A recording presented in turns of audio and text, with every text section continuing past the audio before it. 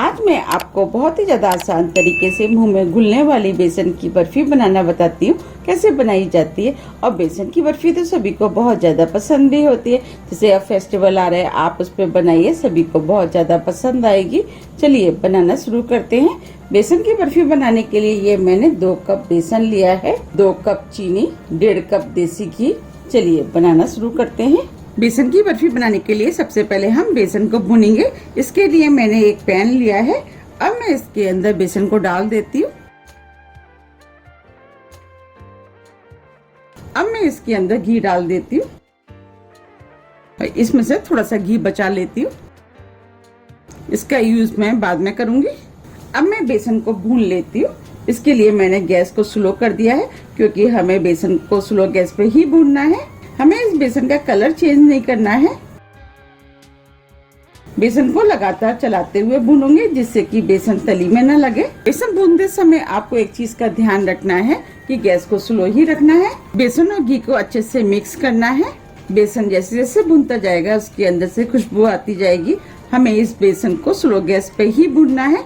अगर हम slow gas पे बेसन को भूनेंगे, बेसन उतना ही अच्छा भुन के तैयार होता है और उसकी बनी हुई बर्फी खाने में उतनी ही ज्यादा टेस्टी और सॉफ्ट बन के तैयार होती है। इसीलिए बेसन को भूनते समय आप ध्यान रखें कि गैस को स्लो ही रखें। अब बेसन भुनना शुरू हो गया है। इसके अंदर से हल्की हल्की खुशबू आना शुरू हो गई है। इसको भूनने में 8 से 10 मिनट का टाइम लगता है।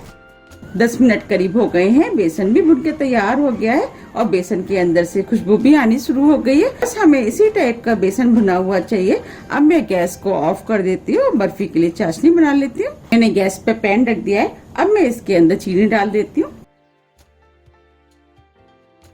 चीनी आप अपनी टेस्ट के अनुसार थोड़ी सी कम या ज्यादा भी कर सकते हैं। मैंने सभी चीजों का मेजरमेंट कप से किया है, आप चाहे तो किसी बाउल से भी कर सकते हैं। अब मैं इसके अंदर 1 कप पानी डाल देती हूँ। अब मैं गैस को ऑन कर देती हूँ। अब मैं इसे बीच बीच में चलाते हुए स्लो गैस पे चीनी मेल्ट होने तक पकाऊंगी। गैस को मैं स्लो ही रखूंगी।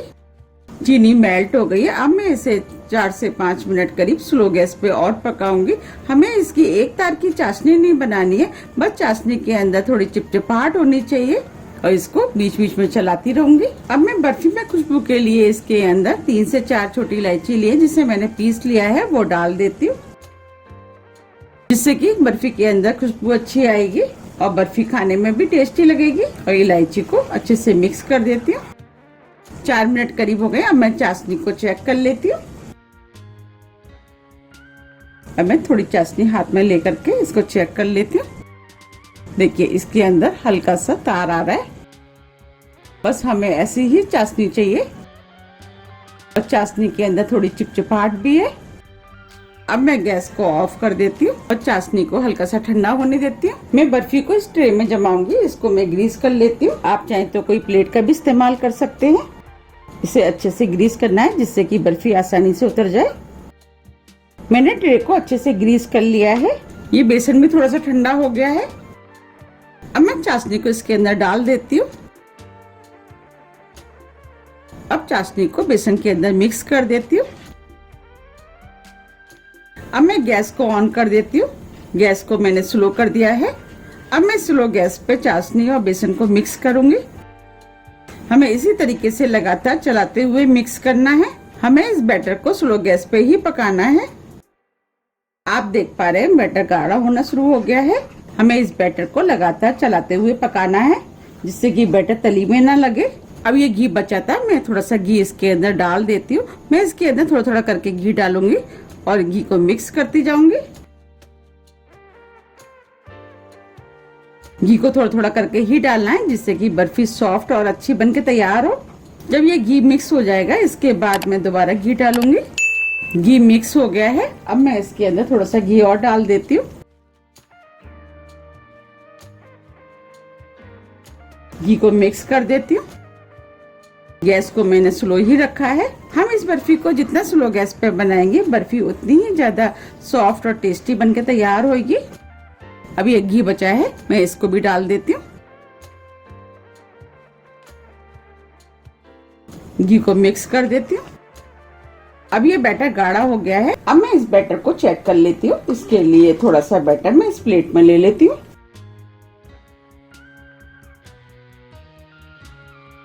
बैटर को ठंडा होने देती हूँ। अब ये बैटर थोड़ा सा ठंडा हो गया है। अब मैं इसे चेक कर लेती हूँ। ये बैटर थोड़ा सा डो के फॉर्म में आना चाहिए। अब मैं इस बैटर को इकट्ठा कर रही हूँ। देखिए आप देख पा रहे हैं ये डो के फॉर्म में बनके तैयार हो गया है। इसका मतलब हमारा बैटर बनके तैयार हो गया है। अब मैं गैस को ऑफ कर देती हूँ। इस बैटर को हल्का सा ठंडा होने देती हूँ। अब ये बैटर हल्का ठंडा हो गया है, बस हमें हल्का ही ठंडा करना है। अब मैं इस ग्रीस की हुई ट्रे में इस बैटर को डाल देती हूँ।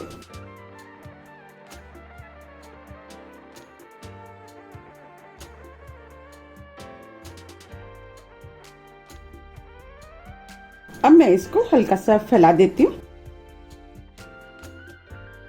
हमें इसे चारों तरफ से एक सा करना है। बस ये बैटर अपने आप ही फैल जाता है। मैंने बर्फी के बैटर को ट्रे में डाल दिया है। अब मैं इसे हल्का सा ठंडा होने देती हूँ। अब ये बर्फी हल्की सी ठंडी हो गई है। अब मैं इसके ऊपर ड्राई फ्रूट लगा देती हूँ। आप चाहें तो बिना ड्राई फ्रूट लगाए भी इस बर्फी को बना सकते हैं, तब भी ये बर्फी खाने में टेस्टी लगती है। मैं इसके ऊपर थोड़े से बादाम और पिस्ता लगा देती हूँ। ड्राई फ्रूट आप अपने टेस्ट के अनुसार कोई भी लगा सकते हैं, जो भी आपको पसंद है।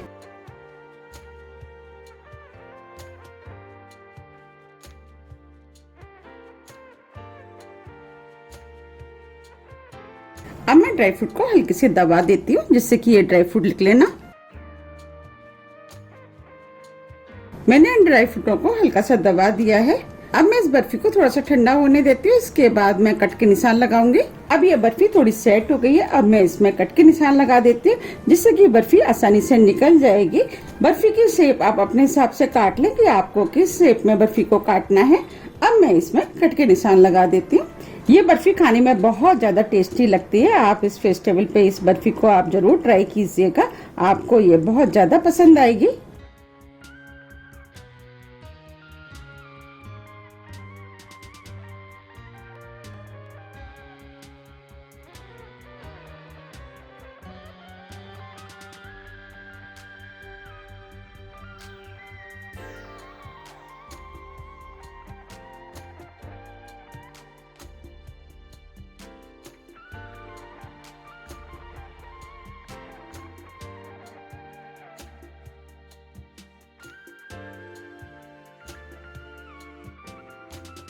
अब मैं इस बर्फी को लंबे शेप में काटूंगी, तो इसीलिए मैं इसमें इस तरीके से निशान लगा लेती हूँ।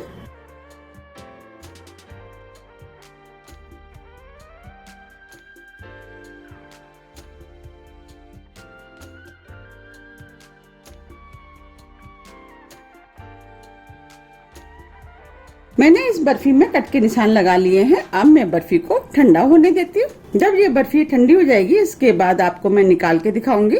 अब ये बर्फी ठंडी होके सेट हो गई है। अब मैं आपको निकाल के दिखाती हूँ।